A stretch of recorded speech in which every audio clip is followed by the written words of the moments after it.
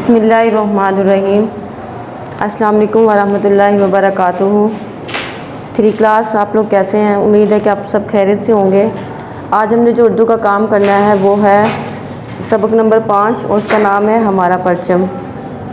जैसे कि आप सब जानते हैं कि हमारा परचम हमने पढ़ाई भी कर ली थी और उसको समझ भी लिया था। आज हमने उसकी जो है मशक करनी है वो है सफ़ा नंबर 30 पर। सफ़ा नंबर 30 पर सबसे पहले हमारी जो मशक है वो है अल्फाज मानी की। आपकी किताब के ऊपर लिखे हुए इसी तरीके से और टीचर ने भी राइट कर दिए हैं ताकि आप लोगों के लिए आसानी हो जाए।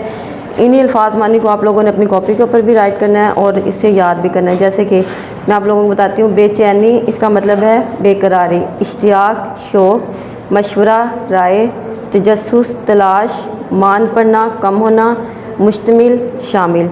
उसके बाद हमारा जो है काम करने वाला वो है सवालात के जवाबात दें। सवाल नंबर 1 है परचम किस बात की पहचान होता है?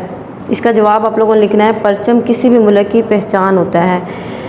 नंबर 2 है पाकिस्तानी परचम का डिज़ाइन किसने बनाया? इसका जवाब आप लोगों ने बताना है पाकिस्तानी परचम का डिज़ाइन अमीरुद्दीन कुदवाई ने बनाया। अगला सवाल है हमारे परचम में सब्ज़ और सफ़ेद रंग क्या ज़ाहिर करते हैं? इसका जवाब आप लोगों ने बताना है परचम में मौजूद सब्ज़ रंग मुसलमानों और खुशहाली को, जबकि सफ़ेद रंग दूसरे मज़ाहिब के लोगों और अमन को ज़ाहिर करता है। उससे आगे भी हमारे सवालात हैं जो कि हमने करने हैं। वो है परचम पर मौजूद हलाल और सितारे से क्या पता चलता है?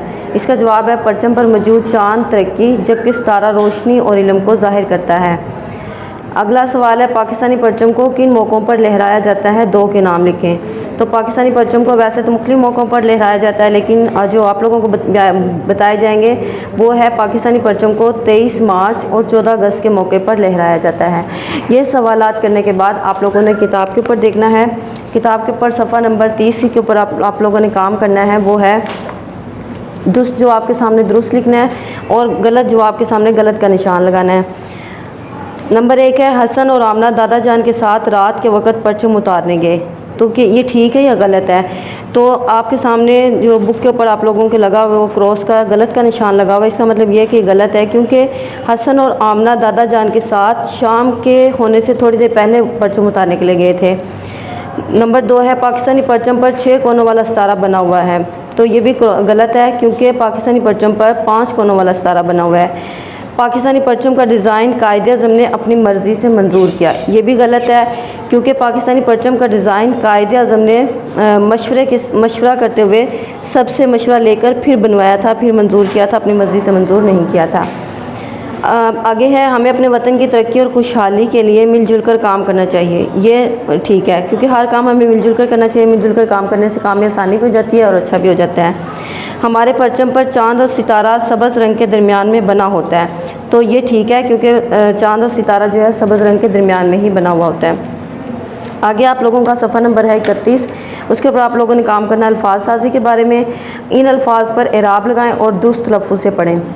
पे रे पर चे मीम चम परचम, पे के ऊपर ज़बर फिर जज़म फिर चे के ऊपर ज़बर और फिर मीम के ऊपर जज़म आप लोगों ने लगाना है। आगे है मगरिब, मीम के ऊपर ज़बर, गैन के ऊपर जज़म और रे के नीचे ज़ेर और बे के ऊपर जज़म लगाना है आप लोगों ने। ये लफ्ज़ हो जाएगा मगरिब।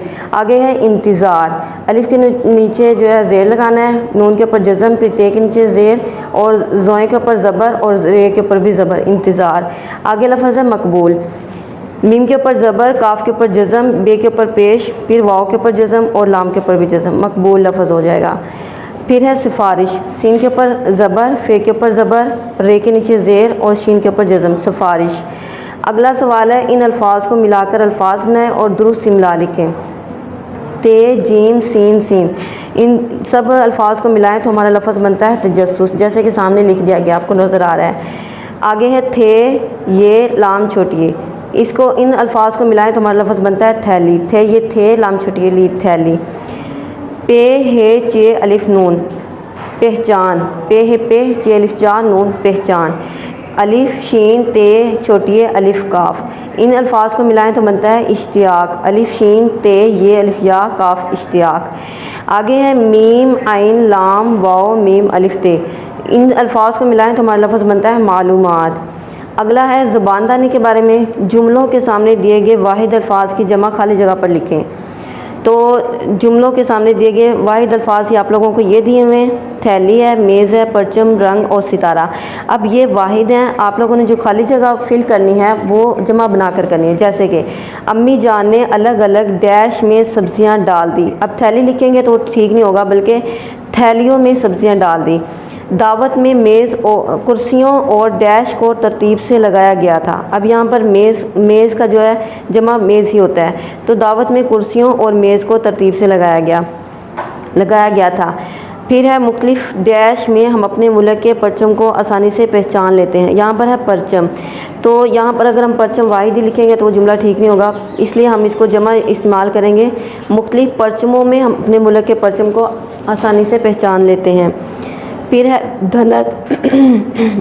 धनक 7 रंग से मिलकर बनती है। अगर रंग लगाते हैं तो वो सही नहीं बनता, क्योंकि 7 जमा है तो रंग भी जमा ही आएगा। इस तरह होगा, धनक 7 रंगों से मिलकर बनती है। रात को आसमान डैश की रोशनी से जगमगा रहा होता है। आप लोगों को पता है आसमान पर सिर्फ एक सितारा नहीं होता, बल्कि ज़्यादा सितारे होते हैं, जिसकी वजह से वो जगमगा रहा होता है। तो सितारा नहीं लिखेंगे बल्कि सितारों लिखेंगे। रात को आसमान सितारों की रोशनी से जगमगा रहा होता है। 3 क्लास ये है आपका उर्दू का काम। इसको आप लोगों ने अच्छे तरीके से समझना है और अपनी अपनी कापियों के ऊपर लिखना है और याद भी करना है, ताकि जब आप लोगों के पेपर्स हों तो आप लोगों को मुश्किल ना हो।